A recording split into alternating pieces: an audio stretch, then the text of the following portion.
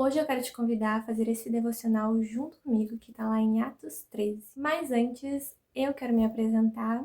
Meu nome é Adriana e aqui nesse canal eu falo aquilo que eu aprendo com Jesus na minha caminhada com ele. Paulo e Barnabé tinham terminado a sua primeira missão e voltado para a igreja de Antioquia.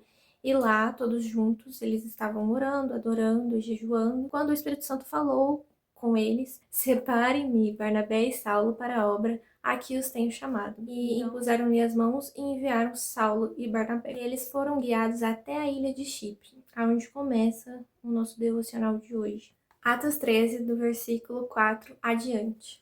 Enviados pelo Espírito Santo, desceram a Seleucia e dali navegaram para Chipre. Chegando em Salamina, proclamaram a palavra de Deus nas sinagogas judaicas. João estava com eles como auxiliar. Viajaram por toda a ilha, até que chegaram a Pafos. Ali encontraram um judeu, chamado Bar-Jesus, que praticava magia e era falso profeta. Ele era assessor do procônsul Sérgio Paulo. O procônsul, sendo um homem culto, mandou chamar Barnabé e Saulo, porque queria ouvir a palavra de Deus. Mas, Elimas, o mágico, esse era o significado do seu nome, opôs-se a eles e tentava desviar da fé o procônsul. Então Saulo, também chamado Paulo, cheio do Espírito Santo, olhou firmemente para Elimas e disse: Filho do diabo, inimigo de tudo o que é justo, você está cheio de toda espécie de engano e maldade. Quando é que vai parar de perverter os retos caminhos do Senhor? Saiba agora que a mão do Senhor está contra você e você ficará cego e incapaz de ver a luz do sol durante algum tempo. Imediatamente vieram sobre ele névoa e escuridão, e ele, tateando, procurava quem o guiasse pela mão. O procônsul, vendo o que havia acontecido, creu, profundamente impressionado com o ensino do Senhor. Uma das coisas que me chamou a atenção, logo quando eu estava lendo esse texto, é que Bar-Jesus também era judeu. Então, provavelmente, ele tinha conhecimento das escrituras sagradas, apesar de não seguir. O texto também revela que ele era praticante de magia e um falso profeta, e assessor do Sérgio Paulo. Paulo e Barnabé chegaram à ilha de Pafos, e Sérgio Paulo, sendo um homem culto, convidou eles para ministrar a palavra de Deus para que ele ouvisse por meio dos dois. Então, quando Paulo e Barnabé chegam para ele para falar a palavra de Deus, lembra de Bar-Jesus? Ele também é conhecido como Elimas. E quando Paulo e Barnabé começam a falar com eles a respeito da palavra de Deus, surge ali um confronto de ideias, um confronto de doutrina. Por quê? Paulo e Barnabé estavam pregando a palavra de Deus, certo? E Bar-Jesus não concordava muito. Apesar dele conhecer, ele não concordava muito com o que as escrituras estavam dizendo. Então, o que rolou ali? Um conflito de doutrinas. Não era uma briga pessoal, era realmente um conflito de ideias. Quando Paulo repreende ele revela algo muito importante para a gente. Ele revela que Bar-Jesus, ele está cheio de toda maldade e engano.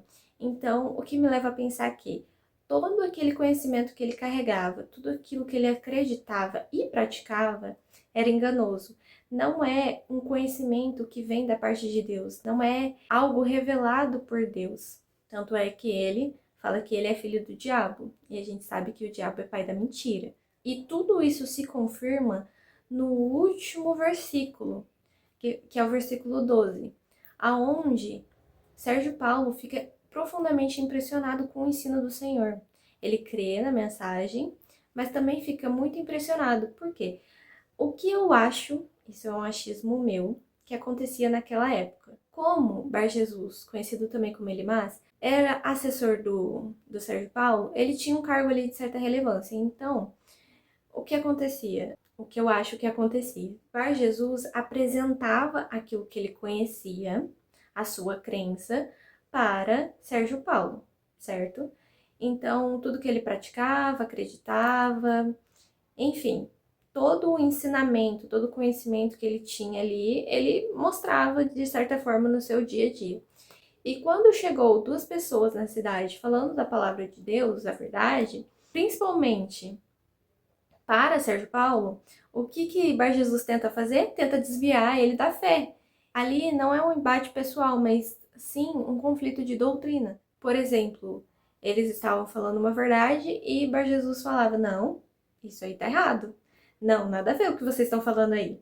Eu não acredito nisso. Tentando confundir a cabeça de Sérgio Paulo para desviar ele da fé. Mas, graças a Deus, isso não prosseguiu, né? Isso não deu certo. Outra coisa que eu quero pontuar aqui é que Paulo, ele está cheio do Espírito Santo. O texto também revela isso. E a palavra de Deus diz que o Espírito Santo nos revela a verdade. Ele veio para isso. João 16, verso 13, que diz: Quando, porém, o Espírito da verdade vier, ele o guiará a toda a verdade. Não falará de si mesmo, falará apenas o que ouvir e anunciará a vocês o que está por vir. Isso nos revela que, para que a gente conheça a verdade, para que a gente não seja enganado por qualquer doutrina que seja, a gente precisa estar cheio do Espírito Santo e tomar muito cuidado com quem a gente decide ouvir, com quem a gente decide acompanhar, porque hoje em dia tem muita gente falando de que sabe das coisas que acredita, e seja lá, às vezes nem tá falando de Cristo, às vezes tá falando de uma verdade que ela conheceu, que ela viveu. A fé vem pelo ouvir e ouvir a palavra de Deus. Então, se você ouve muitas outras coisas, muitas outras pessoas, aquilo um dia se torna verdade para você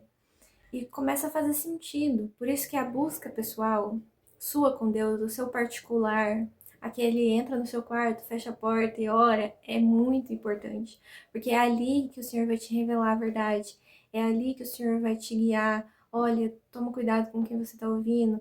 Ó, não é bem assim, a minha palavra diz isso. É nesses momentos em que o Senhor vai abrir seus olhos para que você entenda, para que você compreenda a palavra dele, o que é certo e o que é errado. Então isso é algo que não pode ser negociado.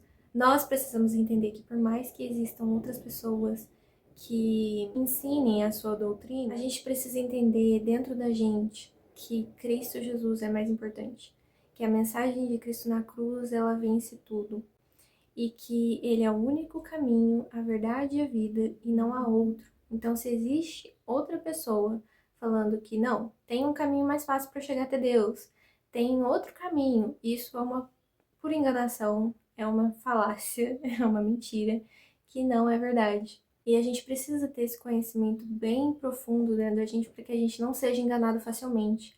Ah, então tem outro caminho mais fácil? Não, não tem. É só um. É um caminho estreito. Tome a sua cruz, negue-se a si mesmo e siga-me. Não tem outro jeito. E isso tudo parte de nós, é uma escolha nossa. Não é uma obrigação seguir Cristo, é uma escolha nossa. Eu quero finalizar esse vídeo por aqui.